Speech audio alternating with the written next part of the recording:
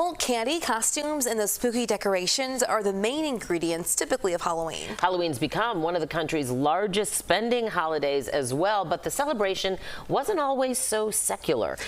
Joining us now is Lisa Morton, author of Trick or Treat, A History of Halloween. Thanks so much for being here. We appreciate you joining us. Oh, thanks for inviting me. Well, yes, you're the expert on this. You've written a book on it. So let's talk about the origins of Halloween. I hear that it may have started from a religious holiday.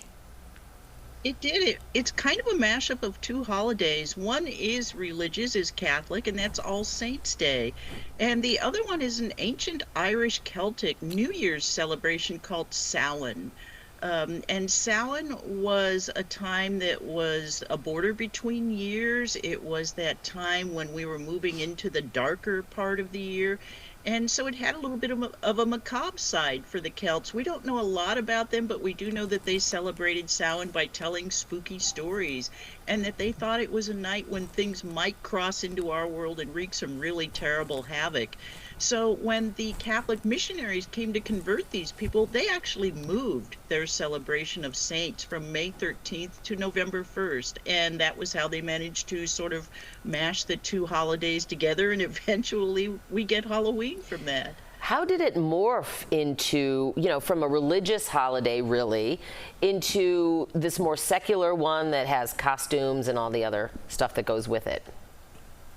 Well, people were very reluctant to give up the spooky side of Samhain. That was much beloved, especially by people in Scotland and Ireland. In the 17th century, the British Parliament actually banned all religious holidays.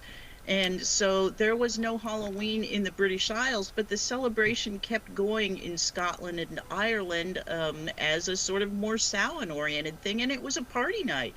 They held big parties. At the parties, they would tell fortune-telling games. They would try to find out what was going on in the future, and they would drink, and they would have great foods and dance. And the descriptions of the 18th century parties actually sound really fun. Wow. I have to ask before this next question, I'm really curious, how long did it take you to do the research to write a book on this? The first book was back about 20 years ago. It was called The Halloween Encyclopedia. And as you can imagine, when you are writing something with the word encyclopedia in the title, it's going to take a few years. And the good part is that by the time you are done writing an encyclopedia, you have so much information on hand. You can roll that over into other books. Okay, well, I do want to know, because we have this way of morphing holidays into things, and one of them is trick-or-treating. So how did that come into the picture? And candy. Yeah. Trick-or-treat is way more recent than most people think. I hear people all the time say, oh, it goes back to the ancient Druids or something. No, it actually does not. It's less than a century old. It is strictly American, and it came about in the 1930s as a way to buy off kids who were playing pranks. And the pranks had been played for a long time at that point.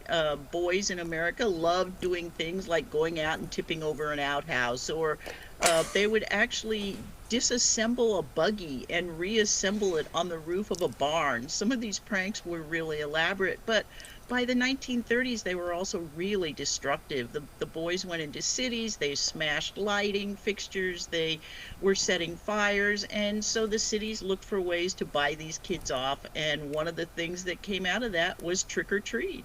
And the candy comes about mainly in the 1950s, because for about 10-15 years there, the moms were forced to make all of the treats. So they were spending all day making popcorn balls and candied apples. And of course, when you get the candy companies going, there might be money here, everyone loves that because the moms don't have to work as hard and the kids get chocolate out of it. Right. Gosh, I miss those popcorn balls, the sweet ones that we had with the gas stations and stuff. Lisa Morton, the author of Trick or Treat, A History of Halloween. Thanks for sharing your insight and all of your years of research with us.